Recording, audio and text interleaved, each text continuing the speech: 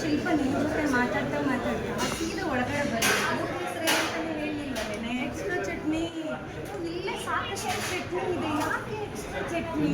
Hotel ಹೆಸರು extra chutney ಗಾಂಧಿನಗರದಲ್ಲಿ ನಾನು ನೋಡಿದ್ರೆ ಸೀದಾ ಒಳಗಡೆ ಬಂದಿರೋದು. ಚಟ್ನಿ ಅಂತೂ ಸೂಪರ್ ಆಗಿದೆ. ಇವತ್ತಿನ ಸಿಸ್ಟಮ್ ಟೊಮ್ಯಾಟೊ ಹೀರೆಕಾಯಿ ಚಟ್ನಿ ಟೇಸ್ಟ್ ನೋಡೋಣ.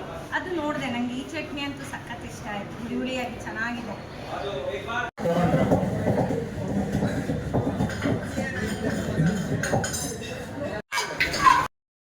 ಡೈಲಿ ಒಂದೇ ಥರದ ಸೌತ್ ಇಂಡಿಯನ್ ಡಿಶ್ ತಿಂದು ಬೇಜಾರಾಗಿದ್ದರೆ ಖಂಡಿತ ನೀವು ಇಲ್ಲಿಗೆ ವಿಸಿಟ್ ಮಾಡಲೇಬೇಕು. ಯಾಕಂತಂದರೆ ಇಲ್ಲಿ ಸಿಗುವಂತಹ ಒಂದು ತಿಂಡಿಗಳು ನಿಮಗೆ ಸೌತ್ ಇಂಡಿಯನ್ ಫ್ಲೇವರಲ್ಲಿದ್ದು ಕರ್ನಾಟಕ ಹಾಗೆ ಆಂಧ್ರ ಮಿಕ್ಸ್ ಫ್ಯೂಷನಲ್ಲಿದೆ. ಇವತ್ತು ಯಾವ ಹೋಟೆಲ್ ಬಗ್ಗೆ ಹೇಳ್ತಾ ಇದ್ದೀನಿ ಅಂತ ನಿಮ್ಗೆ ಈಗಾಗಲೇ ಗೊತ್ತಾಗಿರುತ್ತೆ.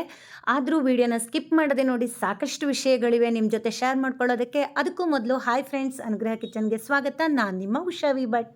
ಗಾಂಧಿನಗರದಲ್ಲಿ ಎಕ್ಸ್ಟ್ರಾ ಚಟ್ನಿ ಅಂತ ಹೋಟೆಲ್ ಒಂದು ಓಪನ್ ಮಾಡಿದ್ದಾರೆ. ಅಂದರೆ ಇಲ್ಲಿ ಚಟ್ನಿನೇ ಫುಲ್ ಸ್ಪೆಷಲು. ಫ್ರೆಶ್ ಆಗಿ ರುಬ್ಬೋ ಕಲ್ಲಲ್ಲಿ ನಮ್ಮ ಕಣ್ಮುಂದೆನೇ ಚಟ್ನಿನ ರುಬ್ಬಿ ಸರ್ವ್ ಮಾಡ್ತಾರೆ. ಟೊಮೆಟೊ ಹೀರೆಕಾಯಿ ಚಟ್ನಿ, ಕಾಯಿ chutney, peanut chutney, green ginger chutney, red ಅಲ್ಲಂ ಚಟ್ನಿ, ಹೀಗೆ ವೆರೈಟಿ ಚಟ್ನಿಗಳನ್ನು ರೆಡಿ ಮಾಡ್ತಾರೆ. ಇಡ್ಲಿ, ದೋಸೆ ಏನೇ ತಗೊಂಡ್ರು ಈ ಚಟ್ನಿಗಳನ್ನೇ ಕೊಡ್ತಾರೆ. ಚಟ್ನಿ ರುಚಿ ಒಂದು ಲೆವೆಲ್ ಜಾಸ್ತಿ ಅಂತಾನೆ ಹೇಳಬಹುದು. ನಂಗಂತೂ ಗ್ರೀನ್ ಜಿಂಜರ್ ಚಟ್ನಿ ಸಖತ್ ಇಷ್ಟ ಆಯಿತು. ನಾವು ತಿಂದಿರುವಂತಹ ಆಹಾರ ಕೂಡ ಜೀರ್ಣ ಆಗೋದಕ್ಕೆ ಇದು ತುಂಬಾ ಸಹಾಯಕಾರಿ. ನನಗೆ ಇಲ್ಲಿ ಇಡ್ಲಿ ವೆರೈಟಿಯಲ್ಲಿ ಗೀ ರೋಸ್ಟ್ ತವಾ ಕುಂದಾಪುರ ಇಡ್ಲಿ ತುಂಬಾ ಇಷ್ಟ ಆಯಿತು. ಹಾಗೆ ದೋಸೆಗಳಲ್ಲಿ ಬಂದರೆ ಕಡಪ ಕಾರಂ ದೋಸೆ ಖಾರವಾಗಿ ಸಖತ್ತಾಗಿತ್ತು. ತಿರುಪತಿಯಲ್ಲಿ ಸಿಗುವಂಥ ಕೀರಾ ವಡೆ ಹಾಗೆ ಪುನುಗುಲ್ ಕೂಡ ನನಗೆ ಸಖತ್ ಇಷ್ಟ ಆಗಿತ್ತು.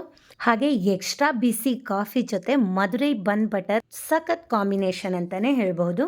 ಇನ್ನು ಸ್ವೀಟ್ನ ವಿಷಯಕ್ಕೆ ಬಂದರೆ ಗೀ ಸಕ್ಕರೆ ಪೊಂಗಲ್ ಹಾಗೆ ಹಾಲು ಪೂರಿ ತುಂಬಾ ರುಚಿಯಾಗಿತ್ತು. ಬೆಂಗಳೂರು ಗಾಂಧಿನಗರದಲ್ಲಿ ಓಪನ್ ಆಗಿರುವಂತಹ ಈ ಎಕ್ಸ್ಟ್ರಾ ಚಟ್ನಿಗೆ ನೀವು ಒಂದ್ಸಲ ವಿಸಿಟ್ ಮಾಡಿ. ಇಲ್ಲಿ ಸಿಗುವಂತಹ ತಿಂಡಿ ಹಾಗೆ ಚಟ್ನಿಗಳಿಗೆ ನೀವಂತೂ ಮನಸ್ಸೋಲೋದ್ರಲ್ಲಿ ಡೌಟೇ ಇಲ್ಲ. ಈ ಮೊದಲೇ ನೀವೇನಾದರೂ ವಿಸಿಟ್ ಮಾಡಿದರೆ ನಿಮ್ಗೆ ಹೇಗೆ ಅನಿಸ್ತು ಅಂತ ಕೂಡ ನನಗೆ ಕಮೆಂಟ್ಸಲ್ಲಿ ತಿಳಿಸಿ. ನೀವೇನಾದರೂ ನನ್ನ ವಿಡಿಯೋನ ಮೊದಲ ಬಾರಿಗೆ ನೋಡ್ತಿರೋದಾದರೆ ನನ್ನ ಚಾನಲನ್ನು ಸಬ್ಸ್ಕ್ರೈಬ್ ಮಾಡ್ಕೊಳ್ಳಿ. ಹಾಗೆ ಲೈಕ್ ಶೇರ್ ಮಾಡೋದನ್ನು ಮರಿಬೇಡಿ. ಮತ್ತೊಂದು ಹೊಸ ವಿಡಿಯೋ ಜೊತೆ ಬರ್ತೀನಿ. ಅಲ್ಲಿ ತನಕ ನನ್ನ ವಿಡಿಯೋನ ನೋಡಿ ಪ್ರೋತ್ಸಾಹ ಮಾಡ್ತಾ ಇರಿ. Thank you.